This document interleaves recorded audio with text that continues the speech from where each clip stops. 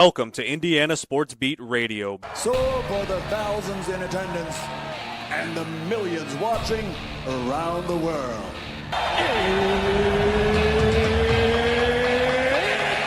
Time! 3 on the way. Oh! It went in! It went in! And Indiana wins the ball game! Know your role and shut your mouth, you jabroni! Float game for the win! Ayler's gone. Goodbye. Touchdown, Indy. Woo! IU. America. They got a football team now. It's pretty simple. I win. Google me. You know that I'm the cream of the crop. Oh, now, here's Jim Coyle.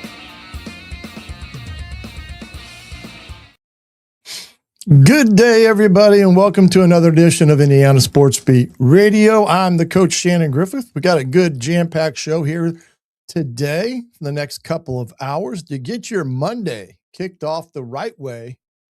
Let's talk a little bit of sports as we go along this great week here, as today marks the start of the SEC Media Days. We'll have some viewpoints on that here in a little bit. And always, as always, we'll always have the major stories across the Indiana sports landscape. I want to thank those who are listening in Evansville on ESPN 97.7, The Ref, and up in the region on 1280 AM or 104.FM WJOB. Appreciate you along here today on a Monday. And then, of course, those who are joining us via YouTube, Facebook, X, and among others. We appreciate you as well. We're going to begin today with the landmark recruiting victory by Curt Cignetti, landing 5-star receiver Monshun Sales, committing to Indiana on Friday on the Pat McAfee Show. Highest rated commitment in program history. We're talking a very talented player joining the Hoosiers. Kind of a commitment that could change the overall perception, continue to change the overall perception of what Indiana football can become. Curt Cignetti, within a short period of time, has won the Big Ten championship, national championship, gone undefeated, first team to do that in some 100 years, and then also be undefeated at home. And now landing the first 5-star commitment in Monshun Sales, again, via the Pat McAfee Show, again, giving Indiana great exposure for football. And on the country's largest sports platform, again, via ESPN, it's quietly, it's no longer quietly building something in Bloomington. Curt Cignetti and his program are now operating on a national stage with a brand that speaks to anyone and everyone and is recognizable, not just in basketball anymore. It's also recognizable as a football program that can win and produce championships. We're going to discuss that commitment here shortly with Greg Rakestraw, as well as talk about high school football as well in the state of Indiana, which is going to start here shortly. But we'll get his perspective on the player that Monshun Sales is, the significance of keeping an elite talented player in the state of Indiana at home going to Indiana. But we'll also get some Colts news as well. Training camp is approaching as for the NFL here quickly, as coming up here probably in the next week. They're going to start reporting here, I believe, on the 28th of July. Plenty of storylines there. Get some expectations for what Greg Rakestraw sees for this coach, Shane Steichen as well, and what may be the biggest storyline heading into that camp season. Brickyard is upon us, And we'll briefly look ahead to the NASCAR's return to Indianapolis Motor Speedway. Chase Briscoe had another strong finish last night in Wilkesboro, I believe, finishing third. Joey Logano getting the win. But Chase, the Indiana boy, I guess you could say that, is been pretty active here the last couple of weeks. Had a win at Chicagoland a couple of weeks back. Now gets third there last night. So he's, running pretty hot here. We'll also have Dustin Dopirak joining us from the Indianapolis Star. We'll talk about the Summer League with the Pacers now that that is complete. Performances, who he thought was a bright spot, who maybe he thought was a little underperforming in a short period of time. Pacers were 2-3, I believe, overall. We'll also keep discussing the saga that is LeBron James's free agency. How about Tyrese Haliburton involvement in the speculation? And with LeBron James last week, as well as Haliburton's crossing over to the WWE. Again, some crazy things there, but also World Cup final yesterday, Spain defeating Argentina 1-0. A little bit of extra time in that game. Ferran Torres' goal in the 106th minute ended a instant classic and an unforgettable tournament hosted across North America. We'll discuss that final, as well as the job the United States did in welcoming supporters from around the world. A lot of positive for those people coming from overseas into the United States, maybe for the first time, and seeing what life in the States is really like through their own eyes and not somebody else's. So we got Colts Pacers of the Brickyard. SEC Media Days is going through today and Wednesday.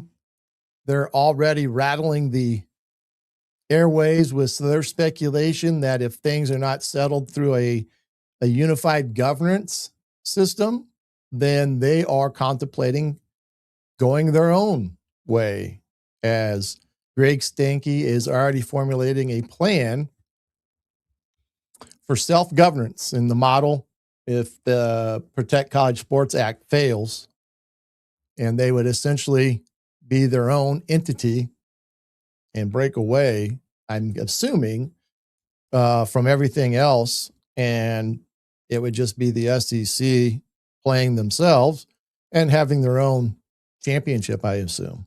But again, anything that comes out of their conference at this point, sometimes I just turn a blind ear to it, because they've said a lot over the last few years. Of course, I'm sure they'll speculate on who's better, the SEC or the Big Ten, even though the Big Ten has won 3 national championships and the SEC has not performed very well in the bowl system. Then you have to look at it this way too. The SEC is also upping the ante and moving to their ninth, have 9 conference games, which I think is agreed that everybody should be that way. But how about Pat Narduzzi last week at the ACC Media Days, kind of throwing a shot across the bow of the Big Ten, essentially stating that the ACC was better top to bottom athletically than the Big Ten. What? I know Pat. I've coached against Pat. He's a great coach, great defensive coordinator, and a lot of respect for him. But these are the type of things that he likes to twist the knife a little bit, get some controversy started. He's already after Penn State to reignite their rivalry, as that went away a couple of years ago. But that's classic Narduzzi, putting the old statement out there about the ACC being the better conference athletically, top to bottom, than the Big Ten. So love Pat, great coach, but sometimes I wonder about some of these comments he's throwing out there in a lot of different ways. But again, it's that time of year. The talking season is upon us. Of course, it'll be closing pretty shortly after that. Before we take a break here and get ready for Greg Rakestraw to come in, I also want to say appreciate being back again this week. Of course, we know that Jim Coyle and his situation here the last few weeks has been him healing up and starting some rehabilitation. He did have a little setback. He's back up in Methodist in Indy, I believe, and taking care of some things that kind of popped up over the last few days. I don't think it's anything over serious, but I think in any sense of the imagination, keep him in your thoughts, your prayers. And I did speak to him yesterday for a little bit, and just letting him know I was more than happy to continue on and help him in any way that I possibly can, because just like you, I'm an avid listener to Indiana Sports Beat Radio when I'm off and not on it until Thursdays, but I enjoy the programming and such. But again, keep him in your thoughts and prayers. Keep me straight, right, in the chat, so you can, say, hey, you need to do this better, that better. Appreciate the constructive criticism. But we're going to get this Monday kicked off right. We're going to have Greg Rakestraw coming up here next. We'll talk about the commitment that Indiana received on Friday, some Colts, and maybe we'll sneak a little bit of Brickyard preview in there as well. All that and more here today on your Indiana Sports Beat Radio. Andy Moore Honda Bloomington has the deals for you, like great savings on the remaining 2025 Hondas. First-time buyers get more than expected. The Honda Civic and HR-V are the most popular vehicles for first-time buyers in the U.S. Andy Moore Honda Bloomington also has a quality selection of pre-certified used vehicles. And check out the selection of Andy Moore Honda Bloomington's 2026 models, like the Honda Passport, Honda CR-V Hybrid, Honda Ridgeline, and more. ISB Radio with Jim Coyle is brought to you exclusively on The Zone by Andy Moore Honda of Bloomington, Bloomington's #1 Honda dealer. If you're looking for a new home in the Indianapolis area, you need Cheryl Sizemore from Brick and Ivy Realty. Cheryl Sizemore has over 2 decades of experience, and that could be the difference in getting the home you want in today's tough housing market. Reach out to Cheryl at CherylSizemore@gmail.com or 317-701-0838. That's 317-701-0838. Let Cheryl Sizemore sell or find your new home today. Zach Browning here to tell you about an offer you simply can't pass up. If you're looking for the best coverage of Indiana football and basketball, which includes recruiting, weekly chats, podcasts, as well as access to the best national team out there, then look no further than thehoosier.com. The best part, it's just $1 for the first week. Oh, and did I mention that you get a full year of access to The Athletic when you sign up? You can't beat the coverage, and you can't beat the deal. So head over to thehoosier.com today and sign up for just $1. It'll be the best decision you ever made. Bored, Bloomington? Dave & Buster's can fix that. Eat and drink your way through our all-new menu. Play half-price games every Sunday through Thursday. Watch all your team's wins on a 40-foot screen and 30 HD TVs. And level up with the high-flying human crane that puts you in the game. Private game suites, our exclusive arena, and more. Only at Dave & Buster's on 731 South College Mall Road. Welcome back here to Indiana Sports Beat Radio. Monday, July the 20th, kicking it off right with getting right to it with our friend from Colts Radio Network, ISC Network, you name it. He is the one and only Greg Rakestraw. Greg, how are you this Monday? Good morning, my friend. I hope you're well. Hey, one foot in front of the other, right? That's all you do in these days is try not to trip on yourself. Like I kind of have to, I do sometimes. But hey, did you hear that big rumble that was coming out of Bloomington Friday that kind of permeated up through the central part of the state and then took over it when Monshun Sales made the announcement via Pat McAfee's show that he is going to be a Hoosier? Well, obviously, I thought that was certainly a possibility. And, you know, Indiana and LN have kind of had a recruiting pathway long before either were cool in football. You know, the success that Lawrence North has had, even though they got knocked out in the sectional opener by their rivals in LC last year, they made the regional the year before.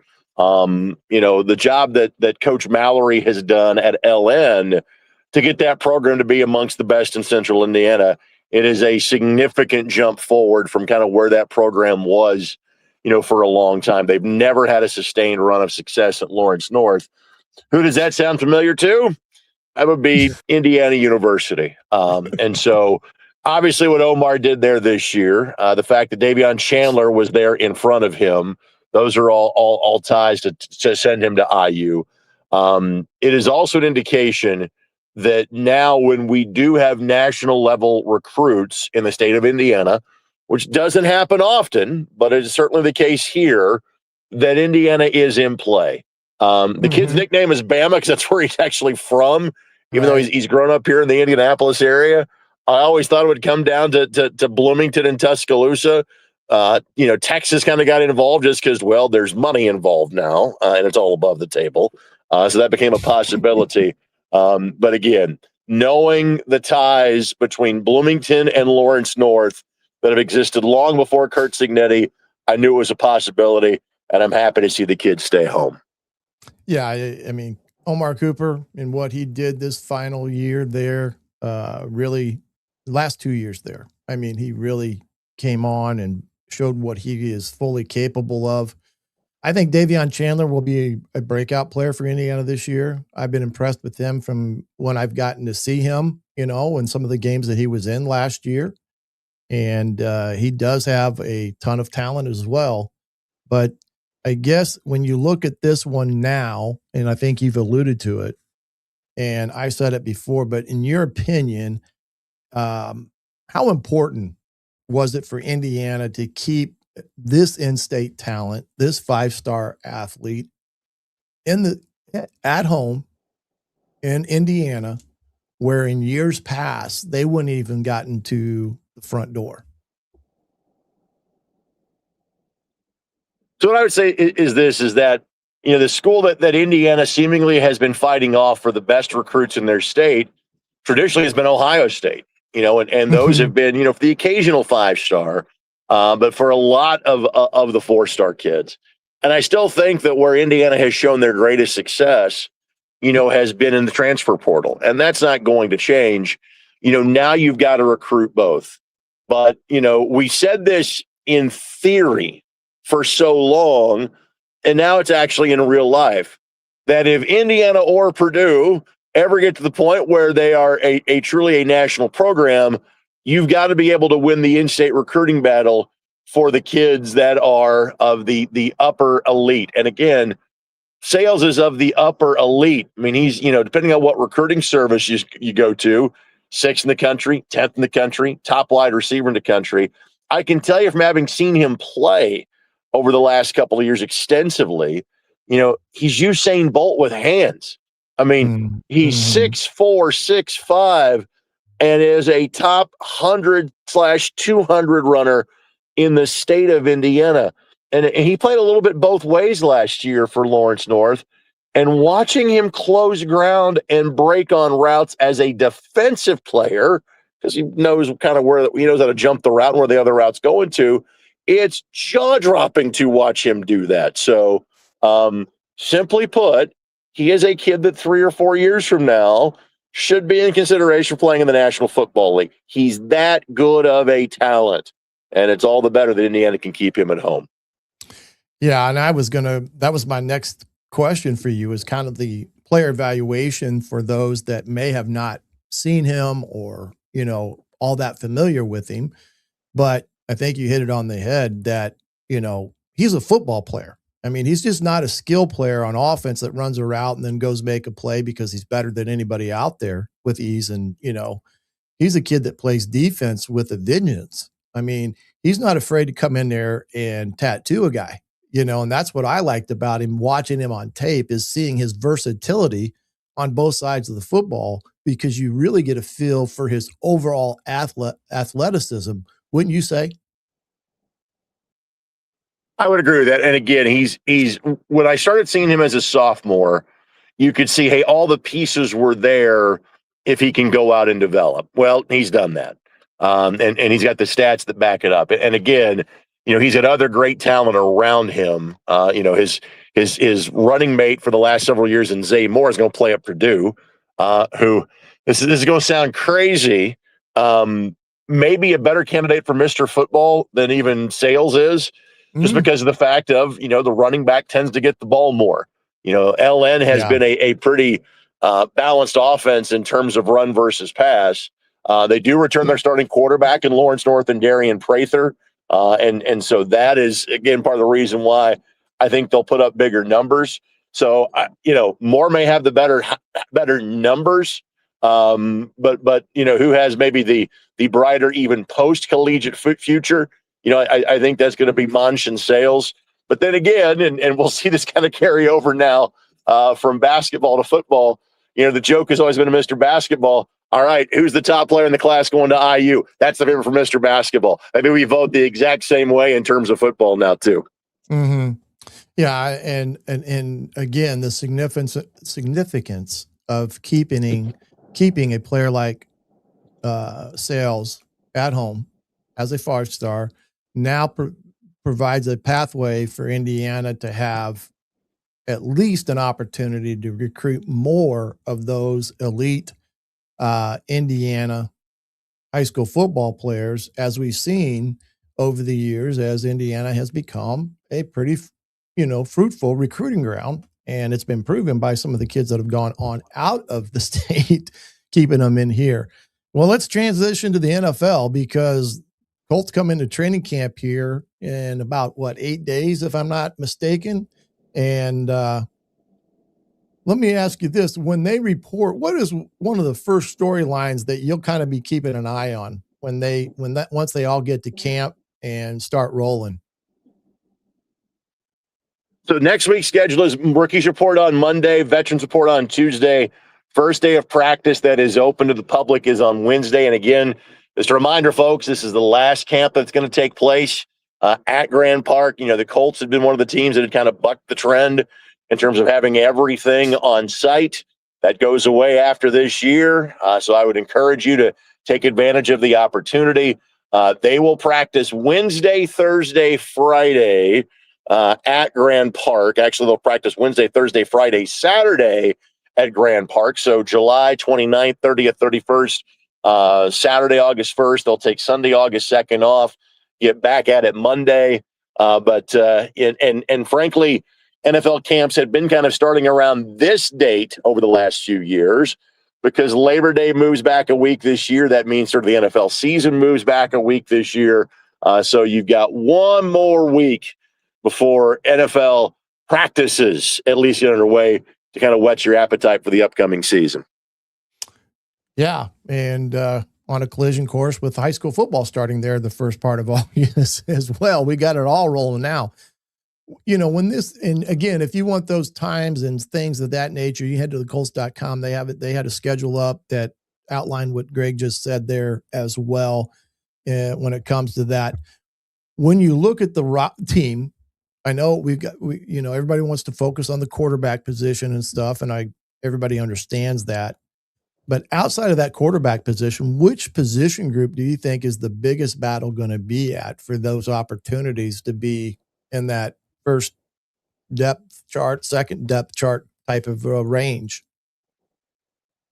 I'm not sure if there's a big position battle going into camp, but I think it's more along the lines of, all right, there's going to be some jobs that frankly are almost kind of going to have to be handed to young players, and what can they do with them? So clearly they decided to go younger on defense. The only position where that is not the case would be defensive tackle, where it's, DeForest Buckner and Grover Stewart, which has been the tandem basically since 2020 at this point. And then the major question mark is, you don't question what Buck has been as a player, but he had a significant injury last year. And can he come back and be the same player or close to the same player? Is this kind of the end of the line for him? That's what we will learn as training camp goes along, preseason goes along, and frankly, as the season unfolds for him. Then the question becomes linebacker. And again, linebacker, was Zaire Franklin's job to have for the last 4 years, and was a tackling machine, but maybe had slowed down a little bit last year, and the Colts elected to move on. So the Colts didn't have a first-round pick, but their first pick was C.J. Allen. He basically is going to be the green dot player. For those who know the green dot, that means he's the guy that's, hearing the communication from the sideline, and more or less he needs to be the captain of the defense. There's probably going to be another rookie right next to him, and Betcher from Oregon that is going to likely, because let's face it, every NFL defense, we can talk about 3-4, 4-3. It's really a 4-2-5 is what everybody plays these days. And sometimes a linebacker gets even replaced with a safety, and you're playing a base defense more of a dime because of how people kind of spread things out. We're looking at 2 rookie starters at linebacker. Is it going to be a rookie starter in Halsey at safety opposite Cam Bynum? Or is it maybe even Hunter Wohler, who was going to be kind of a rotational player last year as a 7th-round pick out of Wisconsin as kind of a hybrid linebacker safety? Then he has a Liz Frank injury in the second preseason game, and he is done for the year. There is another, not rookie, but guy that hasn't played before in Wally out of Minnesota, whom the Colts loved last year and wanted to start at the slot cornerback position and kind of bump Kenny Moore outside. Well, then he gets hurt before the first preseason game in Baltimore in terms of the group workouts. So, there's a lot of guys that Colts fans have not seen in a Colts uniform that in theory are going to be starters, or at least are going to be key pieces for this football team this coming season. And so it's not a matter, Griff, as much of positional battles is we know there's going to be somebody new or somebody young that has to play a key role. And now it's about how those guys can adapt and develop quickly to try to keep this football team in a playoff chase this year. Before we jump over the schedule here, because I want to get your take on a few things there and promise to get you out at the time you need be. But is there a young player that you think is poised for a breakout year? I think it would come from one of those guys. And because frankly, there are veterans up and down the field in terms of offensively. The most major of change on offense is going to be the fact that, they let Braden Smith go after 8 years and just kind of got to the point where, hey, they knew it was going to be somebody else at right tackle. And frankly, his backup was drafted last year in Travis, who kind of had that red shirt, that internship program, and now he gets to be the guy in terms of right tackle. I think the ultimate guy is, I think this defense is going to sink or swim with C.J. Allen. You're asking him, if not from a playmaker standpoint, you'd love to have it, but think, Griff, of the impact that Darius Leonard, that Shaq Leonard had as a rookie in 2018 on that 11-win team. And he was an immediate playmaker for them. To ask C.J. Allen to be that guy from a playmaker standpoint, that's a heck of an ask, but he's the guy that's going to be making all the calls. He's going to be the guy that makes all the reads. He's going to be the guy that leads your defense, and he is a second-round draft pick. And so, frankly, the Colts have to have him have a breakout season if they want to be successful.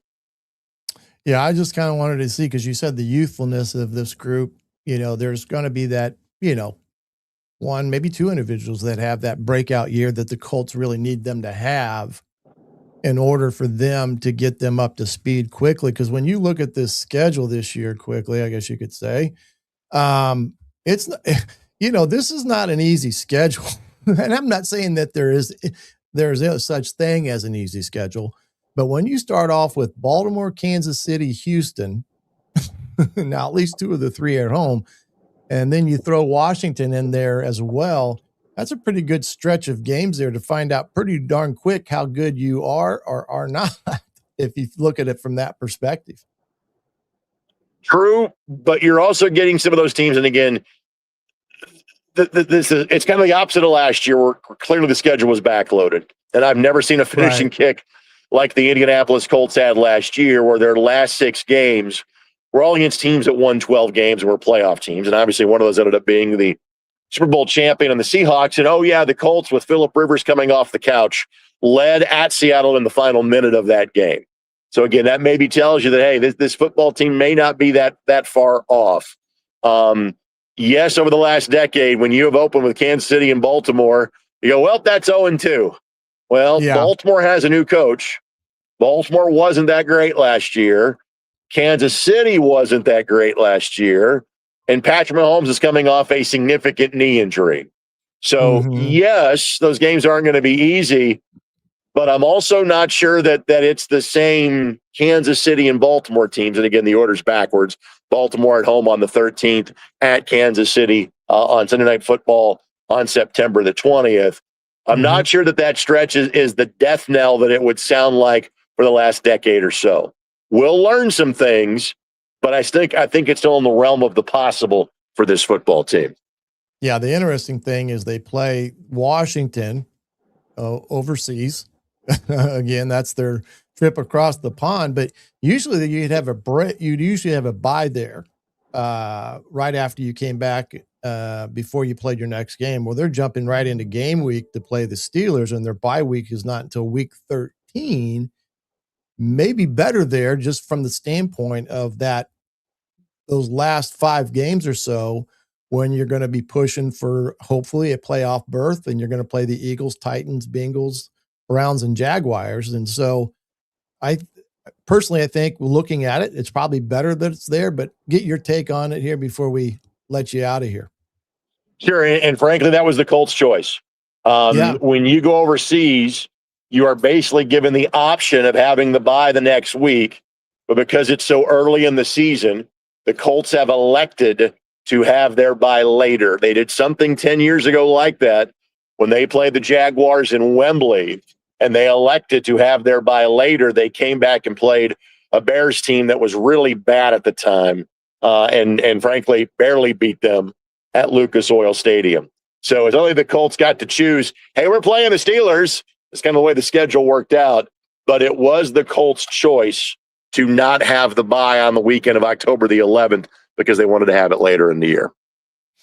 Well, I appreciate you jumping on again, Greg, for your expertise and everything that we just spoke about, because I value your opinion on all that. And I know you're getting geared up for the start of high school football and all your broadcasts. So can't wait to talk to you a little bit more about what we're going to see from the broadcast standpoint of your high school football season. Certainly, and I can tell you this, since we led the conversation with Monshun Sales, I'll finish the conversation with him. First game of the year, Brownsburg at Lawrence North, 2-time defending champs at the highest ranked recruit in the state in a long time. Feels pretty appropriate, right? Absolutely, and that should be a dandy of a ball game as you're getting 2 of the top teams in the central Indiana area. But have a great rest of your week, my friend. We'll talk to you again. Thanks, buddy. Appreciate you. You too, bud. Greg Rakestraw joining us there from his humble abode there in central Indiana, Colts Radio Network, as well as ISC Sports Network. Very, very appreciative of him coming on today, talking a little bit. They didn't get a chance to get into the Brickyard much and talk about that coming up, and Chase Briscoe's opportunity coming back to Indy and racing there at the I guess you called for Indiana boys, the Mecca of racing, the Indianapolis Motor Speedway. We'll get him another time on that and get some more takes on him when it comes back to the Colts as well as high school football throughout the state of Indiana, but more importantly there in central Indiana. But appreciate once again being here on this Monday with me, the coach Shannon Griffith, sitting in for Jim Coyle. When we come back, we'll talk a little bit of the World Cup Championship and Spain beating Argentina, and talk a little bit about the United States and some of the things that they did well as a host nation. Plus, we may hear a little bit from Sig and his appearance on the Pat McAfee Show. All that and more on this edition of Indiana Sports Beat Radio. The ISC Sports Network is your home for sports content across the Hoosier State. Find us live on TV and streaming or archived on our website and our app. The ISC is your one-stop shop for the content you want to see, including high school sports, college sports, and other great events throughout the year. Subscribe to our streaming service and get access to it all. ISC, local lives here. If you're looking for a new home in the Indianapolis area, you need Cheryl Sizemore from Brick and Ivy Realty. Cheryl Sizemore has over 2 decades of experience, and that could be the difference in getting the home you want in today's tough housing market. Reach out to Cheryl at CherylSizemore@gmail.com or 317-701-0838. That's 317-701-0838. Let Cheryl Sizemore sell or find your new home today. Andy Moore Honda Bloomington has the deals for you, like great savings on the remaining 2025 Hondas. First-time buyers get more than expected. The Honda Civic and HR-V are the most popular vehicles for first-time buyers in the U.S. Andy Moore Honda Bloomington also has a quality selection of pre-certified used vehicles. And check out the selection of Andy Moore Honda Bloomington's 2026 models, like the Honda Passport, Honda CR-V Hybrid, Honda Ridgeline, and more. ISB Radio with Jim Coyle is brought to you exclusively on The Zone by Andy Moore Honda of Bloomington, Bloomington's #1 Honda dealer. Dave & Buster's Bloomington is the place to eat, drink, play, and watch. Enjoy half-price games every Sunday through Thursday, a new menu to dig into, and next-level upgrades like private game suites, the high-flying human crane that puts you in the game, our exclusive arena, and more. Only at Dave & Buster's Bloomington, 731 South College Mall Road. Welcome here to Indiana Sports Beat Radio on this Monday. We appreciate you joining us wherever you may be listening to Indiana Sports Beat Radio. Let's talk to Greg Rakestraw. We talked a little bit about the commitment of Monshun Sales on Friday to the Indiana Hoosiers, representing the first highest rated commitment in program history. The 5-star wide receiver / safety is the top wide receiver, not only within the state of Indiana. I think he was the 8th ranked receiver overall in the country. So pretty well represented there by his choice to Indiana. You know, big recruiting victory for Indiana, no question about that. They were on him and had him in to visit the first chance they got to have recruits on campus, which was in early April. And that was a chance for him to see what the inside of Indiana football looked like, and especially being there when Davion Chandler, and I'm sure that Omar Cooper had a chance to talk with him, which would all be beneficial in that recruitment of him. And again, when you're dealing with a profile athlete like that, you're trying to give them the best of both worlds and showing why, even though your school's within the state of Indiana, maybe an hour away from home, why this is the best spot for them to come. And I don't think there's any question that Sig and everyone involved in this recruitment did a great job in persuading not only him, but the family of Monshun Sales and, you know, all the other things, the outside noise of Texas and Alabama and LSU and Ohio State. You know, they went up against all those blue bloods, I guess you could say, and found a way to win. And of course, winning on the field absolutely helps that opportunity and provides recruiting credibility. I've talked about the brand awareness aspect and recruiting in college football today. In today's day, it became a little bit more prominent, or started becoming more prominent back in my final days at Ball State, but came in the 90s, really started to be an important aspect of your recruiting scenario there, with how your brand is perceived in the conference that you're in, but also within the areas that you recruit. And when I was at Ball State, we had a pretty good brand awareness in western part of Ohio and got some great players out of that area, as well as Chicago, Illinois. So getting a kid like this for Indiana is huge. And of course, we all know having a star behind your name and it says 5-star, and you can see his ability on the field, and you know his chances to be instantaneously impactful at Indiana is there. But at first, you got to go prove it. And I think that's one thing that Sig was pretty good about, is saying what you can be is more so about how you go about it. And are you willing to come in and work at it? And that's the one thing I think this young man appreciated, was the fact that the guys that he is probably closest to, with Davion and Omar, we're able to say when Coach Sig speaks, he's telling you the truth. He's not, going to beat around the bush. He's going to show it how it is and goes from right there and gets it done. And so that's the one thing there, the winning culture, player development. These kids want to know, a kid like Monshun Sales is, if I come to your place, how am I going to get to the league? How are you going to help me get to the league? And that's what these kids, are thinking. And that's not to say that just he has that thought process, but every recruit wants to know, how am I going to be able to perform here that's going to help me get to the league? And having the national exposure that Indiana has received over the last 2 years. And the fact that there's a lot of stability under Coach Cignetti. He signed a new contract that's going to keep him here for every bit of his regular coaching career. And he talked about that on Pat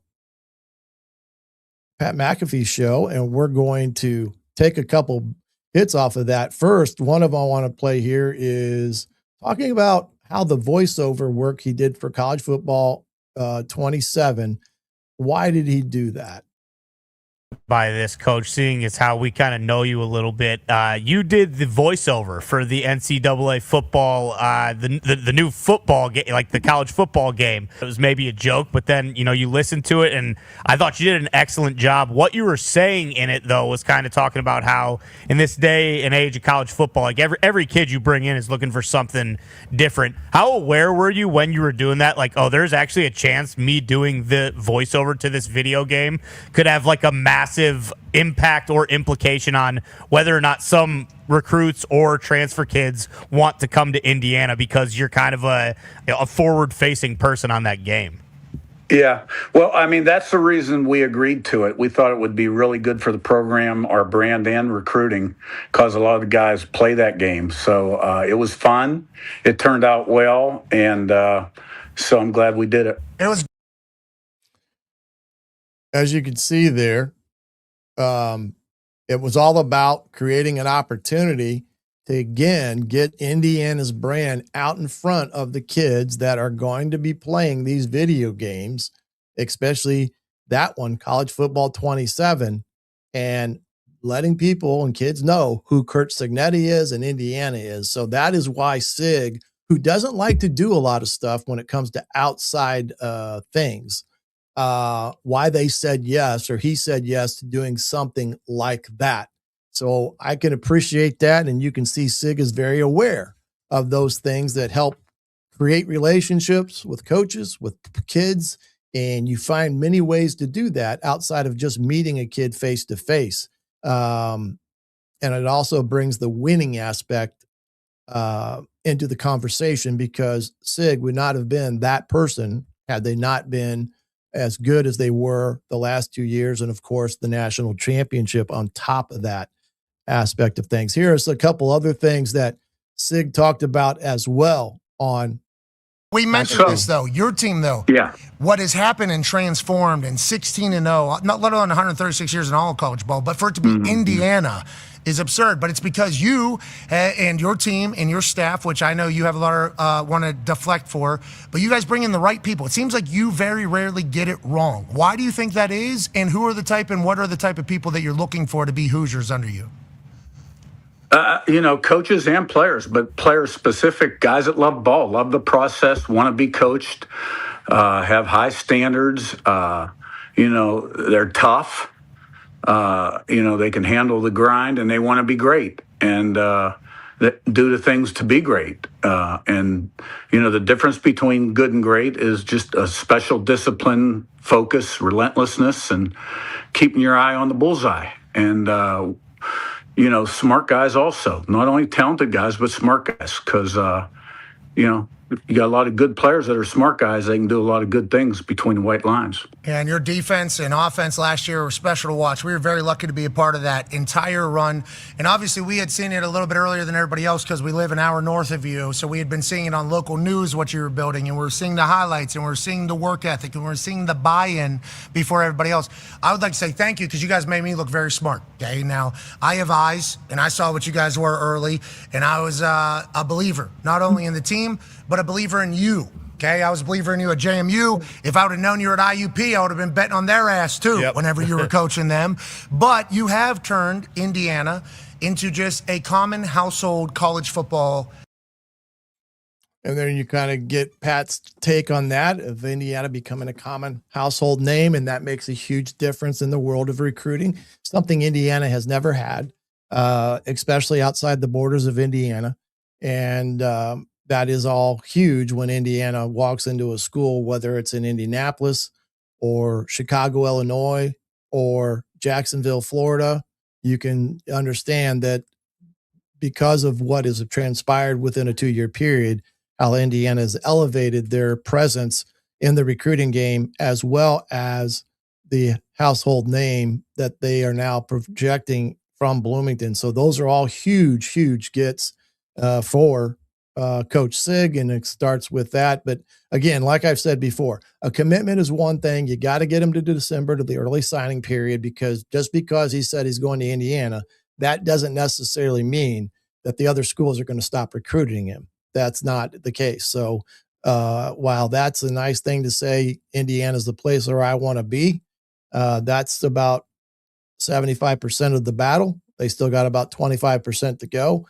And again, it's great to have a kid like Sales come aboard to Indiana, because that's only going to help not just the 27 class, but it's already helping in 28. So that'll be a big, big thing for them as well. Just a quick note here. I just saw some breaking news hit the wire. Michigan AD, Ward Emanuel, is going to step down at the end of 2026 because of the internal investigations and all the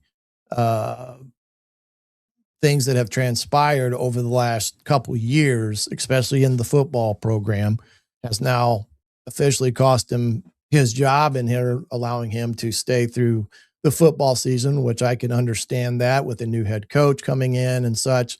And then he will be moving on at the end of 26 with that.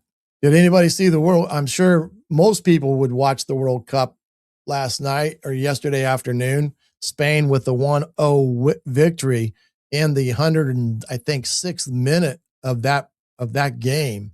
It was I guess you could say a defensive battle when you see a soccer match such as that. The Martinez goalkeeper for Argentina, he made some phenomenal saves in what was a kind of a record-setting performance.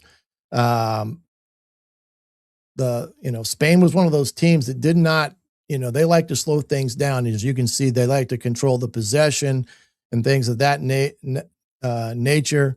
They kind of clamped down on Messi, the phenomenal soccer player from Argentina, and a phenomenal athlete. I mean, that guy's remarkable, but Argentina just couldn't get enough attacking opportunities against Spain. And part of that was due to Spain's depth and, patience.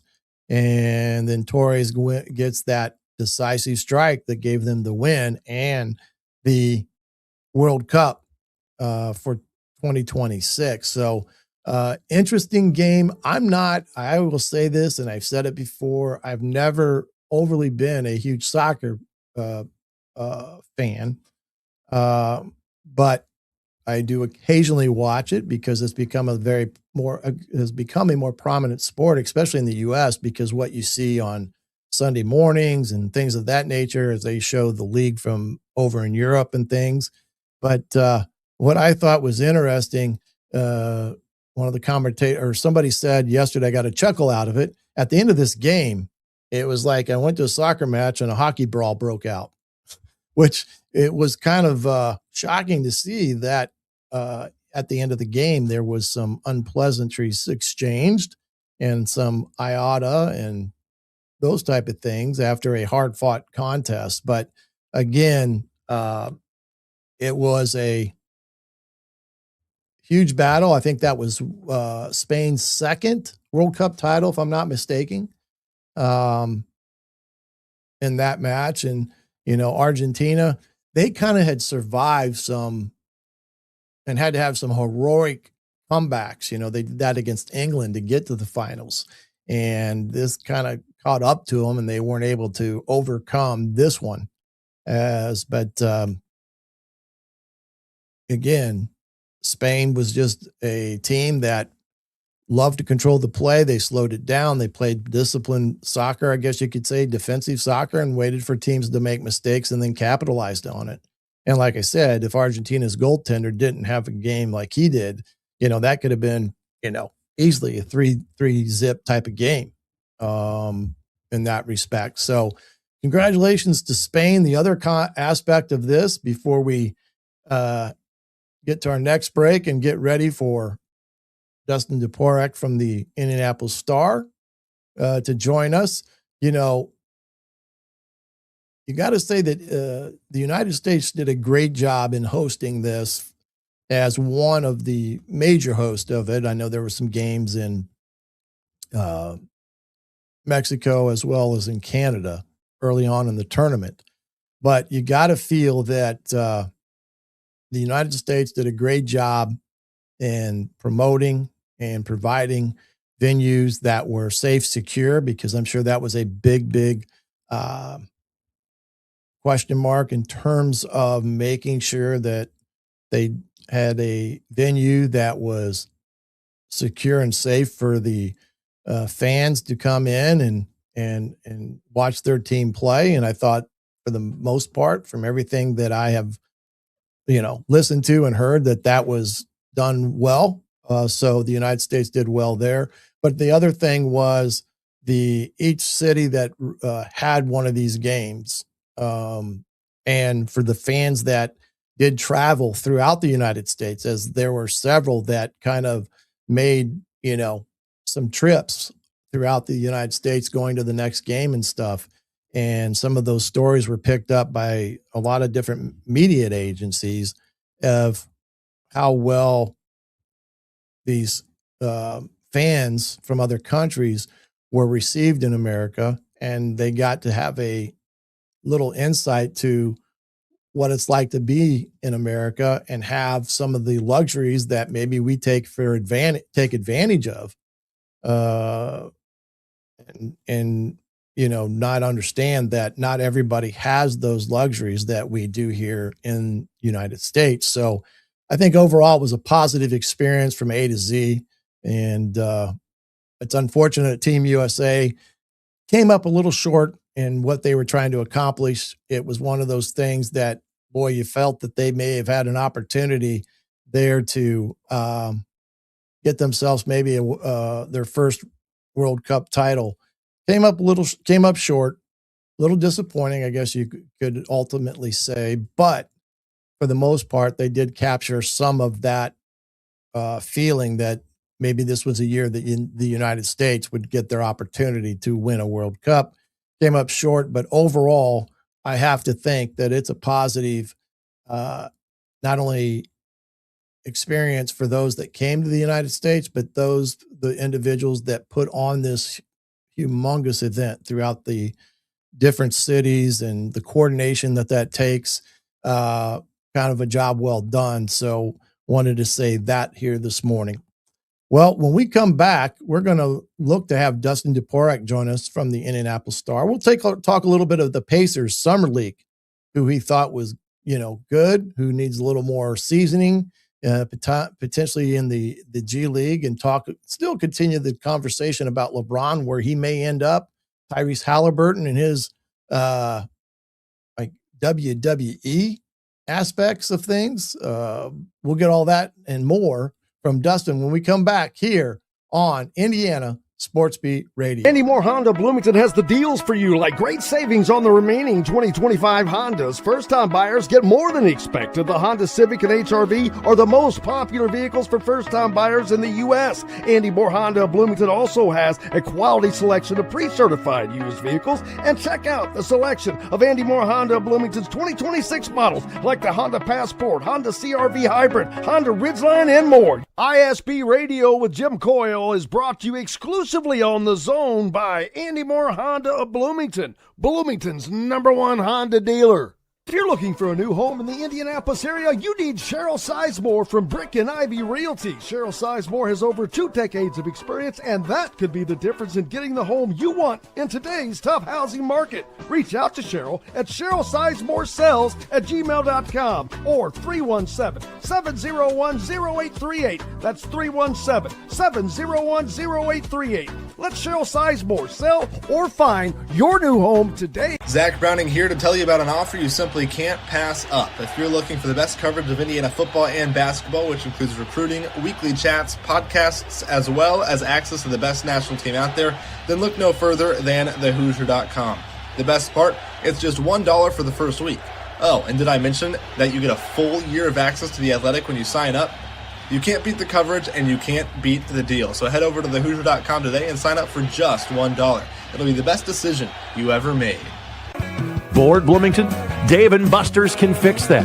Eat and drink your way through our all-new menu. Play half-price games every Sunday through Thursday. Watch all your team's wins on a 40-foot screen and 30 HD TVs. And level up with the high-flying human crane that puts you in the game. Private game suites, our exclusive arena, and more. Only at Dave and Buster's on 731 South College Mall Road. Welcome back here to Indiana Sports Beat Radio on a Monday. We thank you for joining us today, wherever that may be from. As always, if you could hit that subscribe button and hit the notification and smash the like button as well. Helps out the show quite a bit. Now we want to bring in from the Indianapolis Star, Mr. Dustin Dopirak. Dustin, how are you today? Doing good, Griff. How about yourself, man? Hey, just trying to stay a little cooler. I think we get a little break from this heat that we've all been experiencing. Of course, the smoke has been pretty bad. Yes, it was. That was I mean, when you have air qualities that are out of the stratosphere, I've never seen some of these air qualities when they put them up, and really, you never really pay attention to them. But when you see these big numbers flashing on the screen, it was like, whoa. And it was pretty visual. I think up here it was pretty bad. I think down in Indy, around your area, was pretty bad. I mean, you could see it in some of the major cities when they kind of obscured the high rises and almost looked like fog. But anyway, it's a new day, and we're getting off to a great start on this Monday. Appreciate you joining us as well. Pacers finish up the summer league, and I didn't realize they only played 5 games, but Pacers, I think, finished up 2-3 during that time, and had some tough losses there later on, last couple games in that respect. But now that it's complete, what do you think the Pacers learned about this young roster that they had? Yeah, I mean, obviously, this is it starts with, you didn't have anybody on there that's on a standard contract. So basically, this was looking at organizational depth. This wasn't looking at guys that are going to be, needed to make a huge impact next year. Basically, going into this, they didn't have anybody on a standard contract, basically because you get 15 standard contracts in the 3 2-ways, and the 3 guys that are on 2-ways can't suit up for any more than 50 games during this season. So, these are, they do have 1 standard contract available that could go to a rookie. They don't have enough money under the apron to bring a veteran in on that deal. So they could keep one of these guys on a rookie scale contract, a rookie minimum contract, and fit that in. So they're evaluating that as a possibility, but mostly it's more looking at 2-way contracts and guys that'll be part of the No Blows Well Boom. So I mean, they obviously know going in that these aren't, they're not evaluating what's what are the Indiana Pacers who are trying to get back from the worst, season in their franchise history and get back to being in the finals. That's not what they're looking for, obviously, in this event. This was, all right, who do you want on a two-way? Who do you want as part of the boom? Who do you just want to keep around just to see if they, just over time make an impact and get better, or just, the organizational depth is important. You still need a functional G League team. Even, there are some guys you keep that are never going to be NBA players, but they still matter for making that team good but just making it a functional basketball team that you could use to send guys down and just being able to have a team. And so, I think there was some growth there. I think there was some things you'd like to see more, some things that they didn't get, they would like to see more of. And Braden Smith didn't shoot the ball particularly well. They had 2 point guards that were really, really good at kicking the ball ahead, running the offense, finding guys, distributing, all that kind of stuff. Neither one of them shot the ball well. Braden Smith and Yuki Kawamura, were both, assist numbers were terrific, and they were even able to really do a good job of running the offense when they are on the floor together. But I think they both shot under 30% from three. Let me see here. I got to call that up to make sure I'm looking at this right. Yeah, I think I got some of it here, maybe. Braden Smith was 5 of 17 from three. Yuki Kawamura was 1 of 13. Braden was 9 of 34 from the floor. Yuki was 11 of 32. So you want those guys to shoot it better, whatever you're going to be. So that was kind of rough. Jalen Slauson was super productive. But he was all over the place. He also had like the second or third most turnovers in the league. Taylor Peter had some good moments, but it disappeared at times. Rink Mass was really solid. Man, these pictures are really something else because it's not what these guys look like. No, this is just me throwing up a quick graphic and with the help of AI, but I just wanted to get something thrown together there that maybe resembled some of them. But again, Braden looks like 100 pounds bigger in that picture. Yeah. He probably wished he looked like that, right? Yeah, no, for sure. But no, they had some good moments. I think finishing strong was good. I think it matters when this was a team that nobody got shut down. Sometimes when you have a guy, especially when you have somebody coming back, you'll have a guy play 2 or 3 games and then shut him down for the rest of the event, send him home. In this case, everybody that was there for the duration, played for the duration. I think they gave Ring Mass the day off because they needed to play some guys. The other part is that when you send 15 guys down there, you want to make sure that 15 guys play. You don't want anybody to go to Vegas and not play. So, you get into game 3 and game 4 and guys who weren't playing in the first 3, they want to make sure they get those guys some minutes and they give Mass the day off because he was just so solid. he's a guy that, his measurables don't necessarily make you think like NBA caliber center. But man, you'd have to think that they're gonna, pay him to keep him around in the G League because he was just so steady, screen setter, pick and pop guy, good, just did a great job of rebounding. Isn't necessarily skying to get up there, but really good box out guy. And he was pretty excellent. So I think they found out some good things about these guys. That they've got a wide open fight really for those for the 2-way contract spots. They've really got 5 guys going for 3 of them. And Fred, that's a great question. That is the question. When did they decide on 2-way and Exhibit 10 deals? They get time. They don't have to do it immediately. They don't have to do it tomorrow or next week or anything like that. So I don't know, when they're gonna do it exactly. They have options. They could even, you can keep 21 guys in camp, into camp, not out of camp basically, but you can bring 21 guys into camp so they could fight it out there if they wanted to, if they want to drag it along, that far and just make sure that some of those guys that are on, that are expected to be on 2-way deals, at least get the opportunity in camp to fight for it. So yeah, you never, it could take a while. I can't remember when they did it last year. They had to let Enrique Freeman go after Summer League last year, and he was in Minnesota today. And so, or this camp, he's a 2-way contract guy now. So they will, I'm sure they'll take their time and make smart decisions. I don't expect it to be immediate, but it could be. So yeah, no, we'll see. But they've got some time to do that. There's basically the NBA calendar is pretty dead for the next 2 months, more or less. When camp starts right at the end of September. There'll be a schedule announcement somewhere in there, but there's still a lot of movement pending. The LeBron move is kind of holding some things up. I think there are some other teams that are waiting to see where he goes to see what they want to do. And though there's some free agents sitting out there, Benedict Mathurin hasn't been signed yet, as a restricted free agent with LA. So there's some moves on the board, and I think they'll take their time to finally make that decision. But I would think sometime between now and the middle of August, they'll get those done.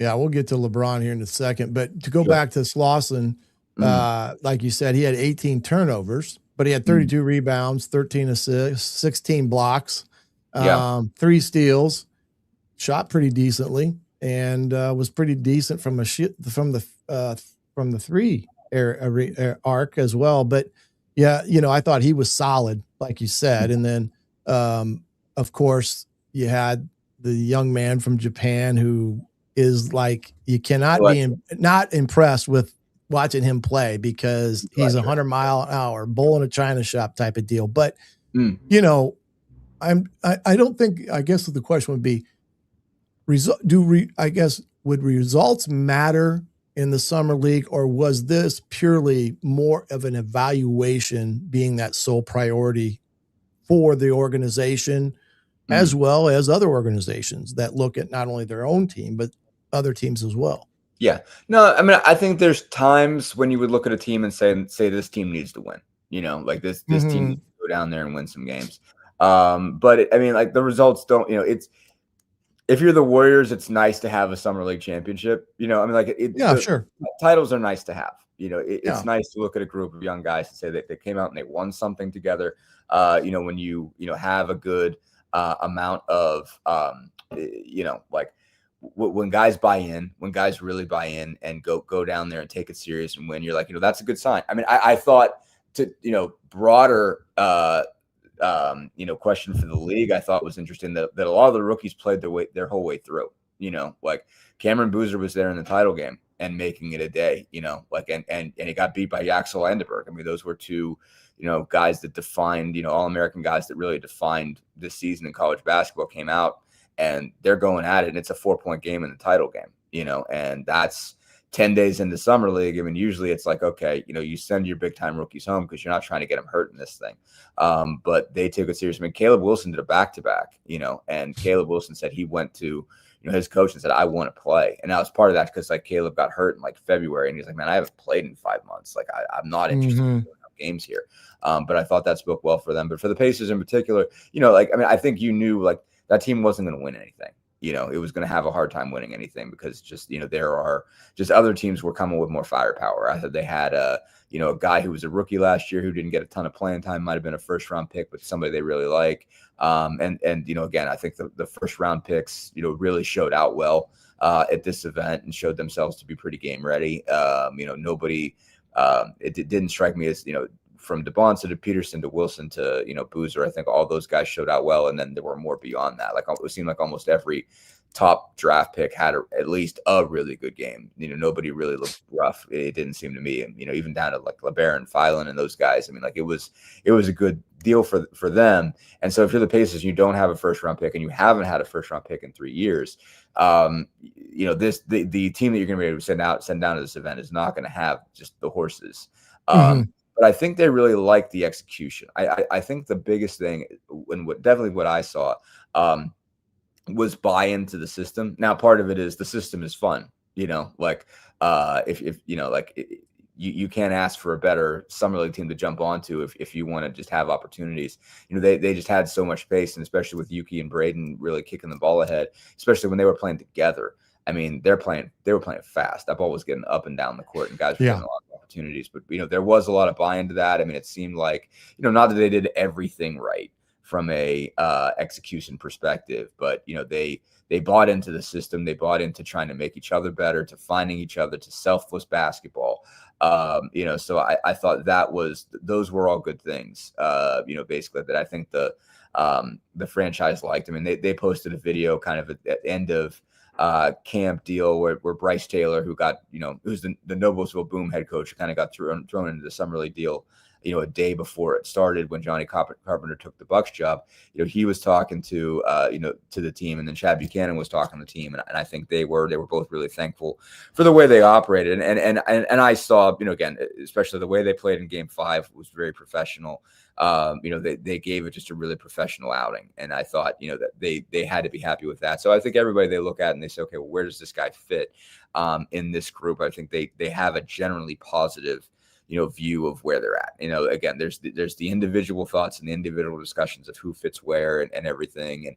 And, there's,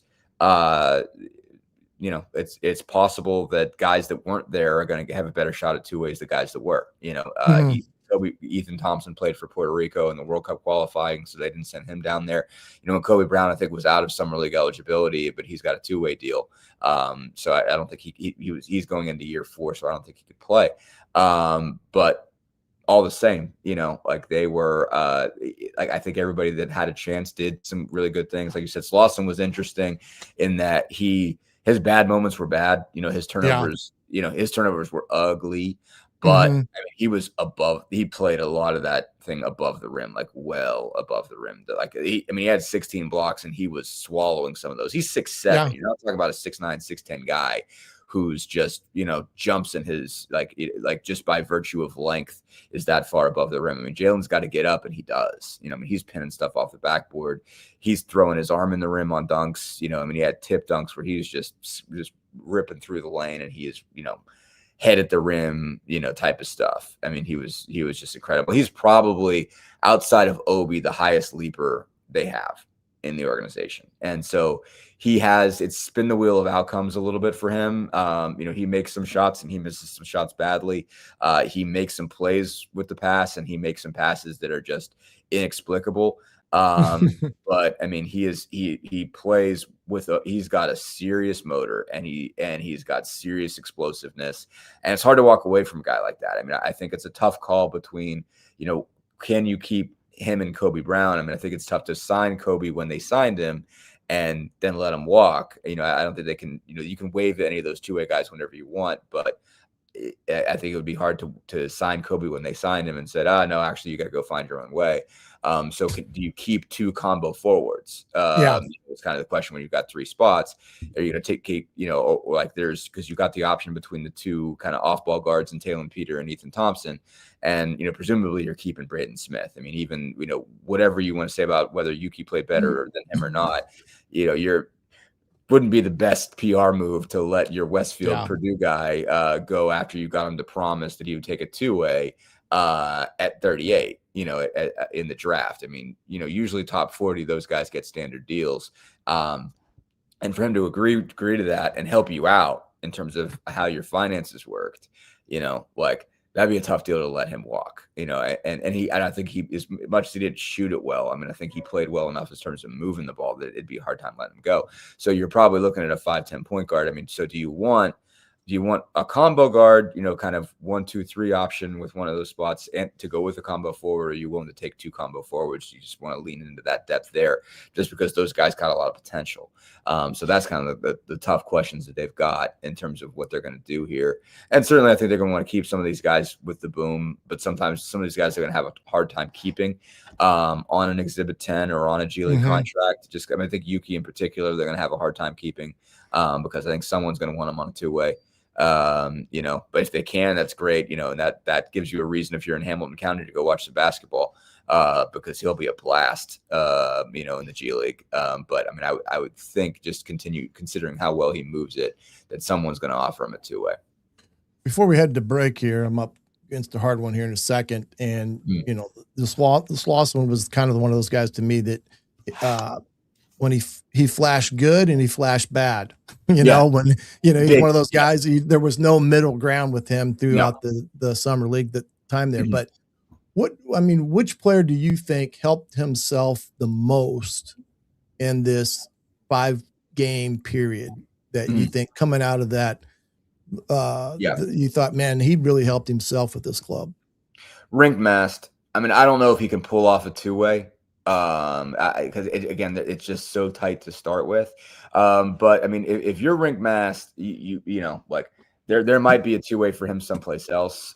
Certainly if you're if you're the Pacers and you're thinking, man, we can't fit you on there, but we'd love to have you in Noblesville.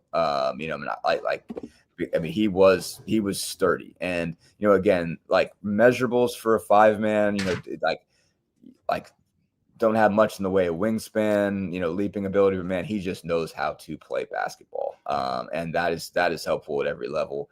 Really shot it well from deep. I mean, just there were so many occasions where they seemed, like ragged early, where they just seemed a little bit spastic, passing the ball around, kick it, turning the ball over too much, or just not having any rhythm. And then like Rink would make a couple shots, and then all of a sudden they were back in it. And just tenacious rebounder. I mean, again, not a guy that's like, he could dunk it, so I'm like, not like he's got no athleticism at all. He's not like earthbound, but he, he was just sturdy. And, when Slauson was, had big ups and downs, those two were coming together though, actually, and doing a lot of production together where, Slauson, sometimes you were going to have the wild turnover and the 3-pointer that misses the rim entirely. But he was going to get his tip dunks and his just ridiculous blocks. But like Mass was getting you, like I think Mass averaged 10 rebounds in this. I mean, like that's a really solid number. He was probably one of the best, most consistent rebounders in this event. Averaged 15 points. Percentage shooting had to be really good. He's making a lot of plays in the lane, but also hitting those pick and pop threes. Like I said, I don't know if there's room for him among the 18 contracts. But, I think they'd certainly like to have him in Noblesville, for sure. And I think they'd like to have him on an Exhibit 10 deal, where you get what that is basically it's a camp contract, and they'll sign you, and then they'll technically sign you to the Pacers and then waive you.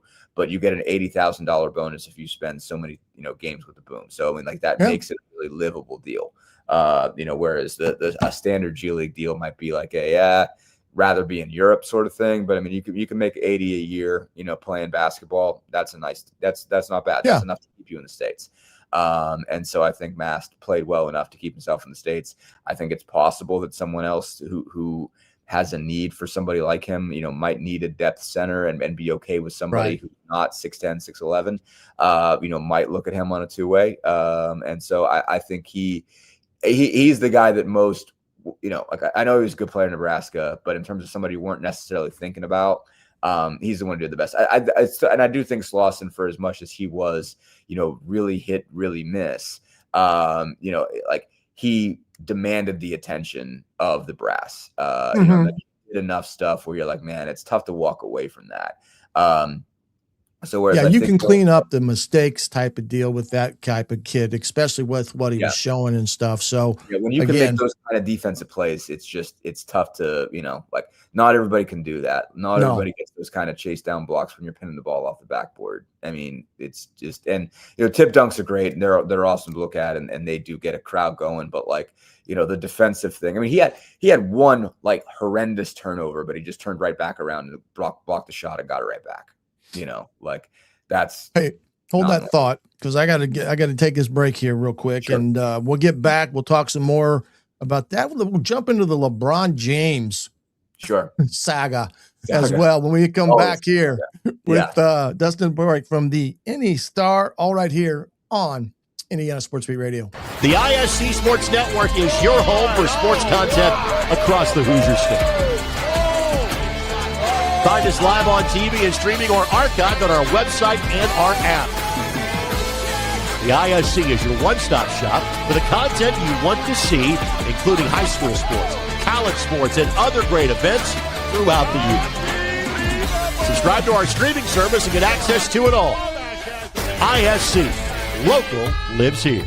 If you're looking for a new home in the Indianapolis area, you need Cheryl Sizemore from Brick and Ivy Realty. Cheryl Sizemore has over 2 decades of experience, and that could be the difference in getting the home you want in today's tough housing market. Reach out to Cheryl at CherylSizemore@gmail.com or 317-701-0838. That's 317-701-0838. Let Cheryl Sizemore sell or find your new home today. Andy Moore Honda Bloomington has the deals for you, like great savings on the remaining 2025 Hondas. First-time buyers get more than expected. The Honda Civic and HR-V are the most popular vehicles for first-time buyers in the U.S. Andy Moore Honda Bloomington also has a quality selection of pre-certified used vehicles. And check out the selection of Andy Moore Honda Bloomington's 2026 models, like the Honda Passport, Honda CR-V Hybrid, Honda Ridgeline, and more. ISB Radio with Jim Coyle is brought to you exclusively on The Zone by Andy Moore Honda of Bloomington,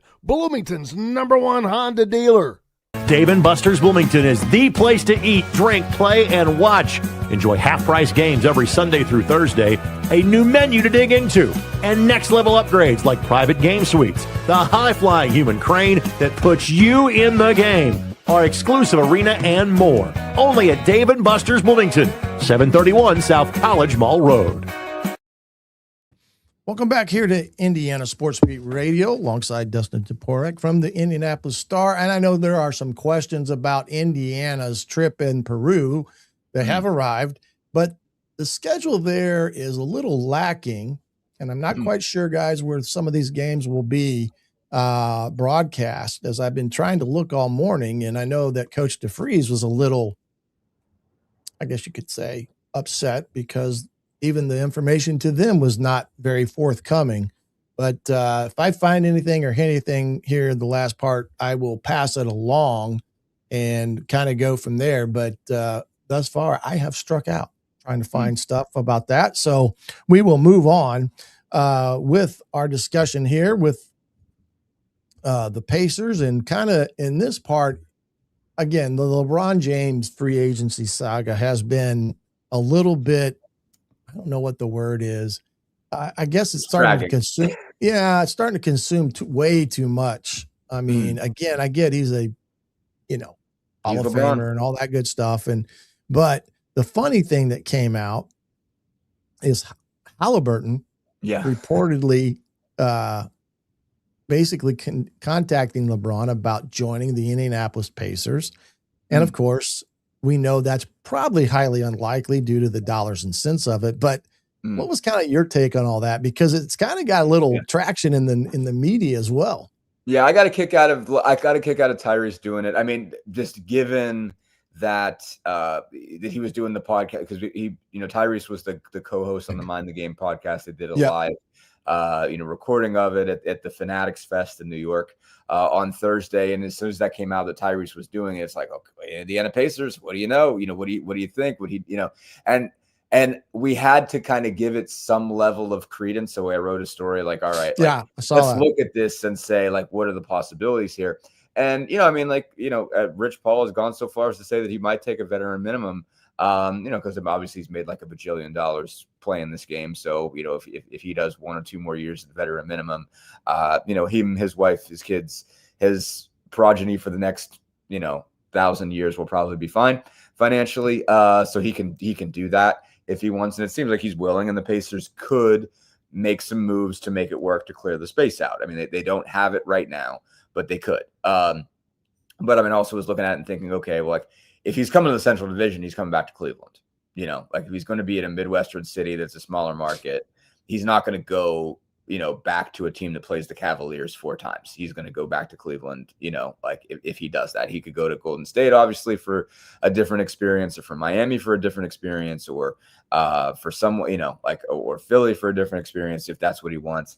But I would think if it's going to be a Midwestern city, it's going to be Cleveland, but all the same, had to give it some level of credence. But I was also thinking going into this, like Tyrese would sign up for this. People would think, well, he wouldn't, say he's going to another team with Tyrese standing right there. I'm like, number one, he would. And number two, Tyrese would sign up for that. Just to be part of the history. Because I mean, that's how much he cares about it. Like Tyrese, he wants to do this thing because, like LeBron was his hero, and he likes the idea of sitting down there and having an X's and O's deep basketball conversation with somebody at that level. Like that's hot. That is stuff he enjoys doing. I got a kick out of it because, because he acted like a reporter, I was sure he did. in a way. And I haven't, they haven't put the whole thing online yet. So I just saw like clips. I think Dave McKenzie, Yeah, I saw the same thing. Yeah. ESPN was there and he put it out just kind of on vertical video. And like it took something on Tyrese's part to admit that he tried. And what he got back was a laugh crying emoji. That's right. And then I knew I was done, but it was like, did that for comic relief and just didn't take it personal. Just was like, well, okay. yeah. I mean, he was yeah. He was laughing, but you knew like, yeah, there was a little tongue in cheek there too. Cause I think it was also like Tyrese was like, I'm going to shoot my shot in this. Absolutely. And he's been doing that really since 2023. And in some cases they can't even fit the stuff in. I mean, he's just swinging for every opportunity to say like, hey, would you want to come play? They can't afford all these guys. And no. They obviously, the big get that they got, was getting, trading for Siakam and then getting him. When you got two guys on max contracts, it's hard to do everything else. Right. But Tyrese has been pretty out there as far as recruiting and always said, hey, like, like to play with you, like, and can make your life better. I mean, Tyrese is a guy whose entire thing is making everybody around him better. And it's saying, hey, you come play with me, I'll get you the ball, Mm-hmm. But I thought so. But I thought I got a kick out of it, and especially both the beginning and the end. He's like, "So decision, what are you doing?" It made me laugh because Tyrese, when they got Siakam, I asked him the first day, because they'd made the trade, and he was, had an expiring contract, and I was like, "Well, did you give the Pacers any indication that you're going to resign?" And given that you were just picked up, I mean, it would be a not the smartest move for them to get you for the last 2 months of the season. You gave him did you? When they made this deal, that you give them any indication that you're going to resign. And Haliburton heard that. It was like, Dustin, my God, can you just, let the guy breathe? And I went to Ty after and I said, if this was you, you would have done the same thing. And he laughed and he said he would. And I'm like, so this was evidence that yes, you would have, Ty.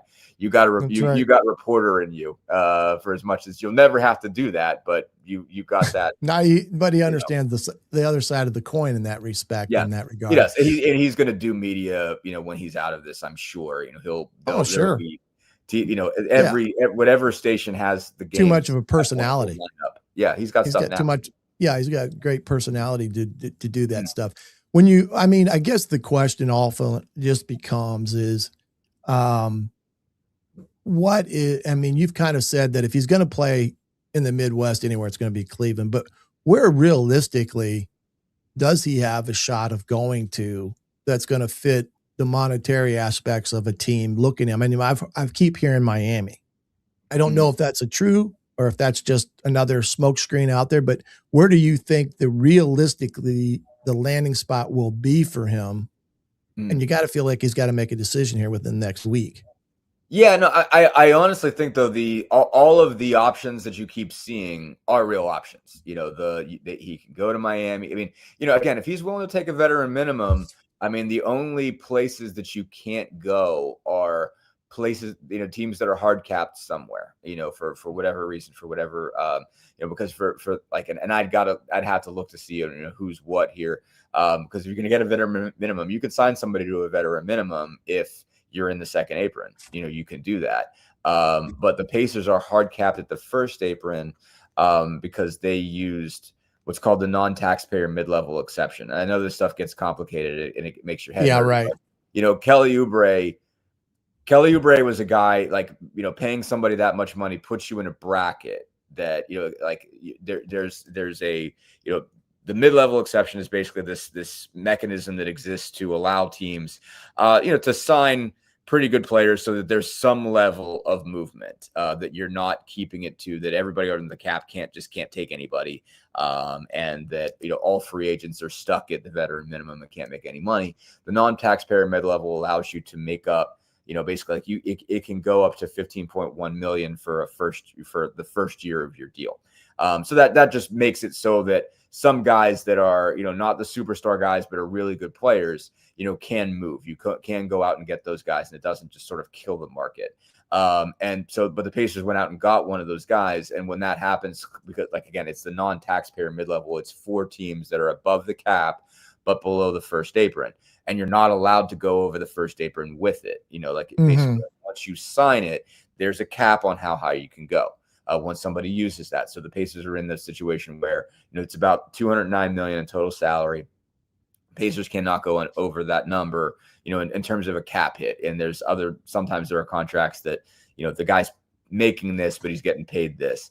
But bottom line, I think all of those teams are eligible to sign LeBron at the veteran minimum. There's certainly teams that can pay him a little bit more.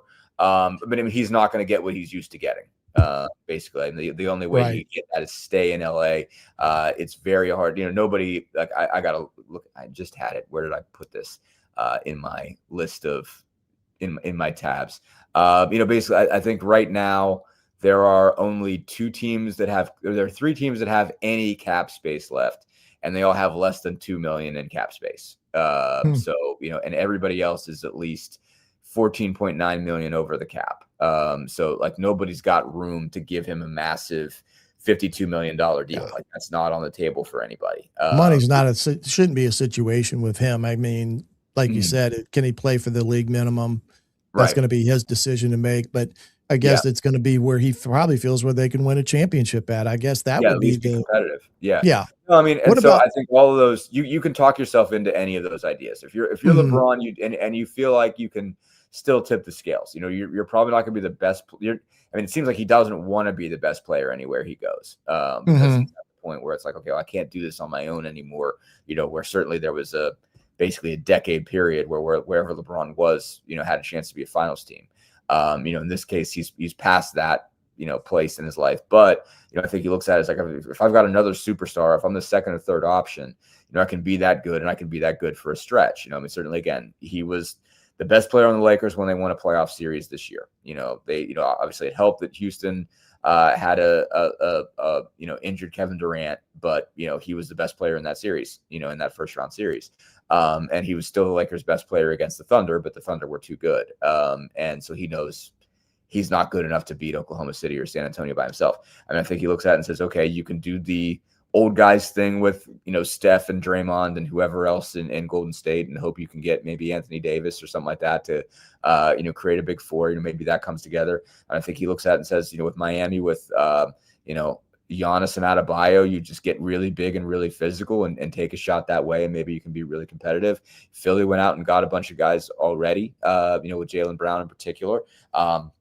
He'll be playing with Maxey at Edgecombe and Embiid for however many games you get him. But if you can run out a starting 5 that's, Maxey, Edgecombe, Brown, LeBron, Embiid, that team's got a shot. Sure. Right. And so, well, it's going to be interesting to see, but one thing I did want to get to as well here is, going back to Tyrese Haliburton, because of, he seems to be a guy right now that's doing a little bit of this, a little bit of that. And you can understand why, his connection with the WWE and kind of what's all transpiring there, because, it is an interesting dynamic. Pat McAfee did it when he was, kind of what he's been there with in the Indianapolis area. But now Tyrese is kind of dabbling in it as well. So what's kind of that scenario there with him? He just looking at going up for that stuff. It is, he loves it. He literally, since he was a kid, he talks about how him and his dad, and I guess one of his uncles would always get all the pay-per-views and stuff like that. And he's obsessed with that stuff. He's at almost every major event. When they did his announcement of his contract that he's on right now, his extension, he came out to Triple H's theme music, like all that kind of stuff. And he's gotten close with he's gotten close with a bunch of those guys. So obviously McAfee gives him an in. Obviously him being Haliburton gives him an in, but McAfee, kind of is the conduit to him to get more, even more involved in it. And so he's done a lot of that kind of stuff. And I think it's apparently, Brunson wanting to do it too is really what's cracking me up here is they're sort of buying into this idea that they're, making this rivalry a WWE rivalry. This is now the second time that Haliburton has showed up at the Garden. to be the villain basically to Jalen Brunson. And what I thought was really funny to me is that, because I mean, those guys got really close during the World Cup a few years ago when they were teammates, and they were, Jalen was starting at point guard and he was back up, and, they were, running the offense together, basically. And so they got really close during that period. I don't know what what really their dynamic has been. Certainly, those relationships can get strained when you play playoff series together, and you're, one of you is knocking the other one out and everything. But so I don't know if anything's happened there, but also, but this is now twice they've done this. So I was wondering, I want to know the next time I talk to Tyrese, because I asked him, like after at his camp a couple weeks ago, I said, hey, what was it like to watch the Knicks win the title? Because I mean, obviously that's the team you've beat a couple of times. It had to be weird to be out all year and watch the team you've taken down twice go out and win it. But on the flip side, these guys are friends of yours. Like you did tell me that before the playoffs, the first time they made it, Brunson was one of the first guys you texted. Like everybody seems to like Jalen Brunson. And then Tyler looks at me and goes, he says, yeah, good for them. And I was like, nothing else. Like, did you talk to anybody? He's like, yeah, I texted Mikhail and congratulated him. Yeah, good for them. And so I was sitting there like, okay, so you're not talking to Jalen anymore? And I'm like, all right, one, if you're doing this, you must have some level of contact. You know what I mean? If you're doing this, oh yeah, they always do together. But the other thing, I was like, all right, are you setting this up? Like, is this like part of the bit? Like, are you gonna fake like you have a rivalry with him so that it shows up at WWE? Well, they're always staging something. Yeah, because there's this staging event that's happening now with Tom Brady and Logan Paul. Oh, man, I don't know. It's been. Oh, no. It's kind of Brady slapped him the other day. They were at the World Cup and they exchanged the friendly number one signal at each other. So you got to feel that there's something popping up there. Does the organization? I mean, do they embrace that type of stuff with like a guy like Haliburton? I mean, I guess there's probably. Yeah, I mean, I don't know how Carlisle feels about it, but yeah, I think he likes it. I mean, Rick is definitely. Rick's mellowed in such a way that, I mean, it's interesting to watch him, like when you just look at somebody and figuring out like work-life balance sounds like a stupid thing to say out loud. But I mean, like, Rick definitely looks at this and saying like, you should enjoy this. You should take, time out of your life to make the most of it. Like, you're never going to be this big of a deal again. So, like, don't get stupid with it. Don't throw your life away by making dangerous decisions with your money and your fame. But, like when you have an opportunity to go have a good time with stuff, go do it. Now, I mean, Brunson and Haliburton, I'm sure, are contractually not to have an actual cage match because if they did, like Holly's going to, they're going to walk around with, fake weapons going into this thing and act like they're going to fight, and they're never going to really fight. I mean, I think, like everybody's in a lot of trouble if Haliburton goes and swings a steel chair at Jalen Brunson's head. Like, that's going to be, somebody is going to lose some money over that if that ever happens. So I'm going to go with that's not going to ever happen. But I mean, I think, I think Rick embraces that kind of stuff and says, hey, go have a good time with it, but just don't get hurt. Don't do anything stupid. Sure. Hallie's gone to like wrestling stuff right after basketball games, where they've had like a 1:00 tip. And then it's been like, there's been something over at Lucas Oil at like 7:00 and Haliburton's made it over. And so he's going to do that, like he's got, it is a thing that's, adds to his publicity, adds to his sort of, fame and whatnot, and makes him more marketable. And, like that's, it is a thing that's ultimately helpful for the franchise. It makes them more visible. It makes them a team more people know. It shows more of his personality, and his personality is what they're selling, even as a basketball matter. So like, it's not a bad deal. But again, as long as he's not getting in there and doing stuff, like Rick, it's a different thing, but like Rick skipped games to go to his daughter's events, like he has assistant coaches that he trusts. And I think he's really getting to this point in his career where it's saying like, like life is important, like do important stuff and don't, you can't obsess with this game because it will, you're playing 82 a year plus playoffs, right? At some point, go do you things and go step away from basketball for a little bit. Don't be in the court, in the gym every day of your life. Like get something out of this, and that's beyond that. And I think that's definitely, I think, how the organization views it. The organization will view it very differently if he ever actually wrestles somebody, but up until that point, they'll be fine. Well, hey, Dustin, I appreciate you joining us here today, filling us in on some of the things that are happening, especially the G League, but more importantly, the Summer League stuff, because that's about the only thing we've got going on with the NBA that's now over. So now we're kind of in a little bit of a dead period. But hey, appreciate you as always. Have a great rest of your week, partner.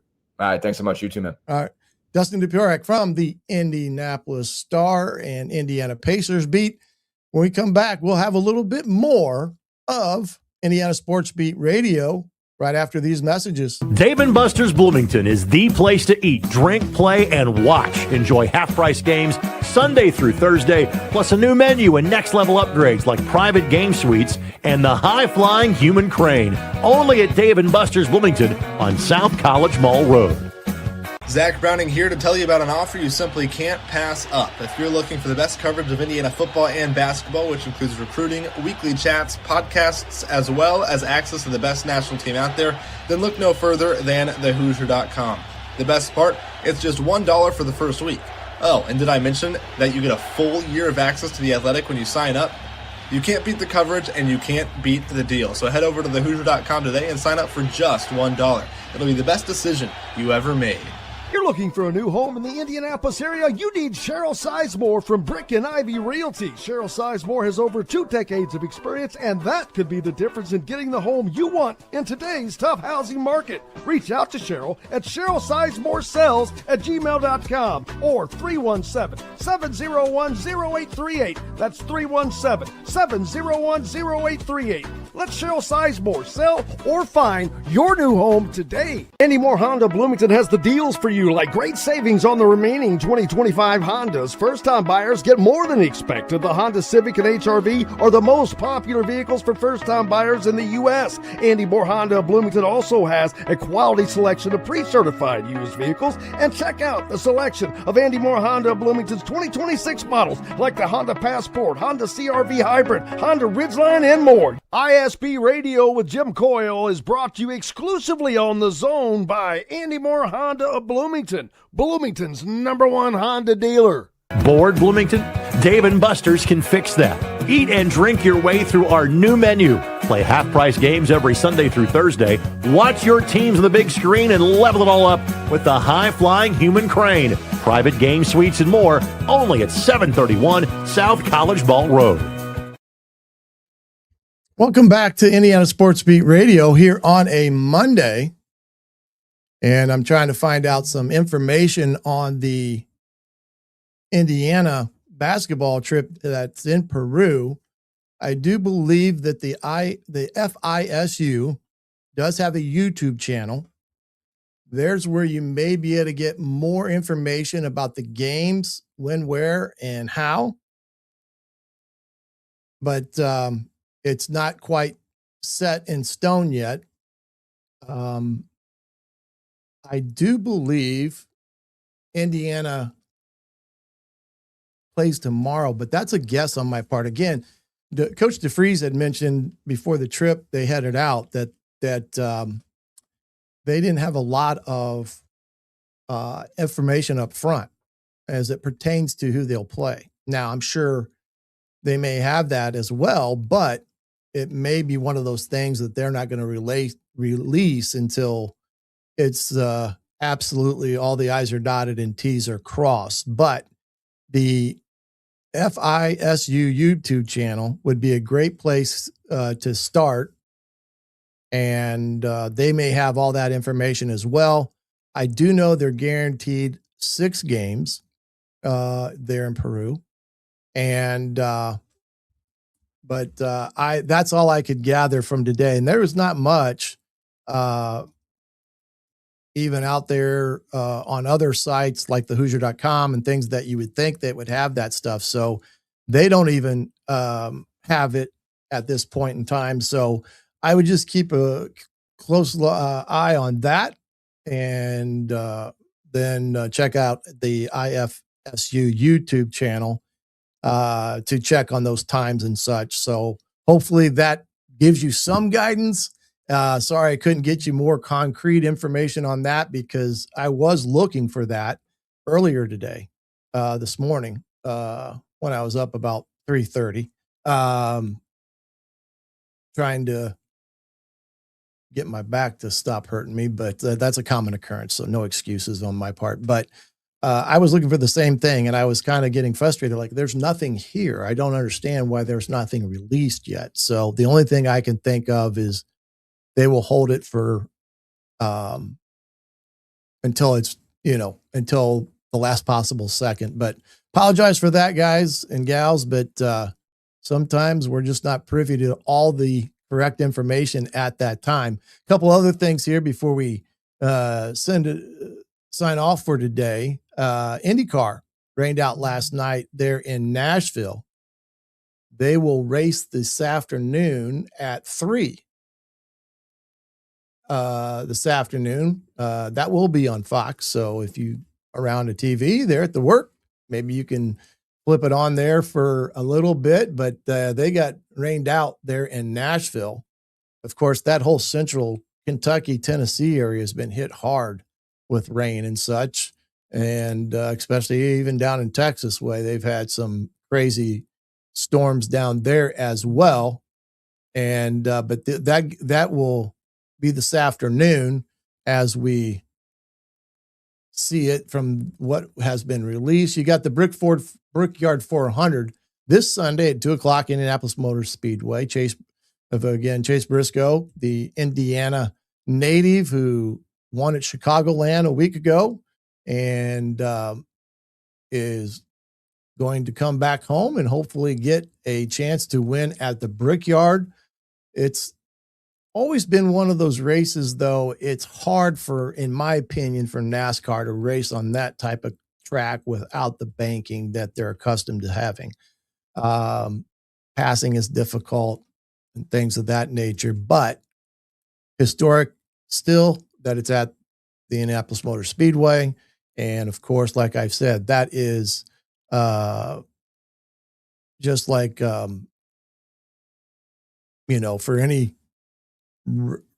racer out there, the opportunity to race at the Brickyard is one of great goals for those individuals. And I'm sure Chase Briscoe's goal is to not just race there, but win there. So I think he's coming in at the right time. He's pretty hot right now. Did pretty well. Joey Logano won last night there. I think it was Wilkes-Barre, and Chase came in third. So he is peaking at the right time in all of that, as you would say. Big news of the day, or continuation of the news from Friday, Monshun Sales announcing his commitment to the Indiana Hoosiers on the Pat McAfee show, giving the Hoosiers their highest rated commitment in program history. And of course, on a national platform like it was. But again,